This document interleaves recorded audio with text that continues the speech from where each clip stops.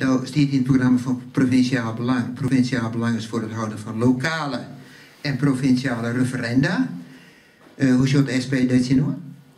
Nou, daar kunnen we elkaar wel op vinden. Wij hebben in het programma staan dat als het bijgelijk zo'n gemeentelijke herindelingen gaat, dat het wat u zo gaat alleen nog gekend na een referendum onder de bevolking. Dan mag ik eens even naar een van de gedeputeerden, hoe die herindeling. Nee, maar je weet er wel een soort van. Dus misschien wil je dat ook nog even wat van zeggen, hoe die herindeling. Ieder wil naar de bevolking harken daar in het zuidwesten van uw provincie? Dat is de vraag. Nou, ten eerste wil ik toch even reageren op mijn naaste Borman.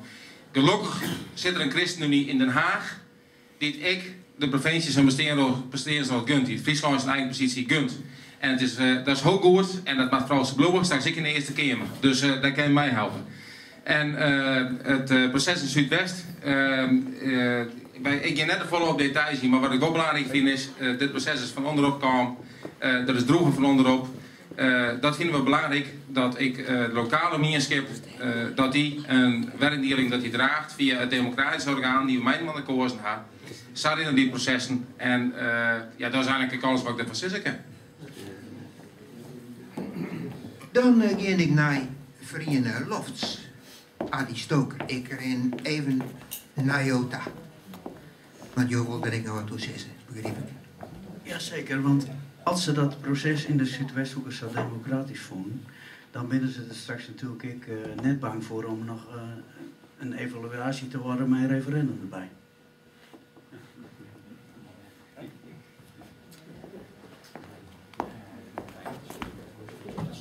Zetten we daar een soort mee op, mevrouw de Vries?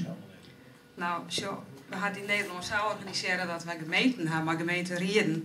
En die vertegenwoordigen de mensen. En als die dat goed organiseren in haar eigen gemeente, maar de mensen uit het dorp en uit de steden, dan kun je een heel zwaarvoudig proces hebben. En dat is eigenlijk wat de Partij van de Arbeid wil. Het gaat om de mensen. Ik wil even op de werindeling injecten. Werindeling is een proces van opschaling en gemeenten die binnen het lokaal bestuur dat dicht bij de mensen staan moet. Dat is heel belangrijk. En als je hebben over de werindeling, dan is het ook heel belangrijk dat je de mensen jaren. Nou, in de Zuidwesthoeken is dat net echt bad, maar wij vinden het als FNP wel heel belangrijk dat er het een verkiezingsitem wordt, dat mensen haar daarover uitspreken kunnen. En als dat net het geval is, dat er dan een referendum komen kan, dat de mensen haar uitspreken kunnen over de werindeling. Ja, dat mij.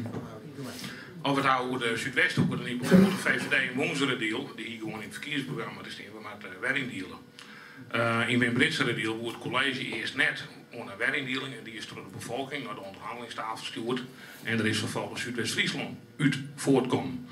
Bij de gemeenteraadsverkiezingen van vorig jaar maart hielden verschillende partijen in Lemsterloon en ik in Gasterloon en in Kasterloon hielden al die prominenten de werindeling in hun programma's te stingen. En dat had dus gewoon onderwerp geweest van de gemeenteraadsverkiezingen. En ik denk dat dat gewoon een hele goede zaak is.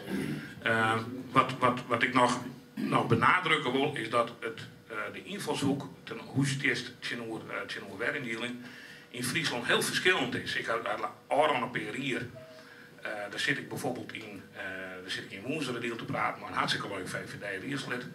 En die zei van, nou, wij eigenlijk nergens meer door te melden als gemeenteraadslid. Dus als je zei, dan hou ik er maar op.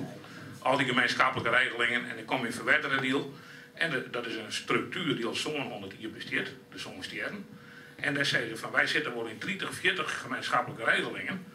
En dat vinden we juist hartstikke goed, maar dan kunnen wij wat langer zelfstandig blijven, dan we wat minder zeggenschap. En dan maakt uiteindelijk, ontkomt een provincie direct het oor, om die aan te vragen van, maar we gewoon echt net eens een keer afvragen, waar is de democratische legitimatie het beste?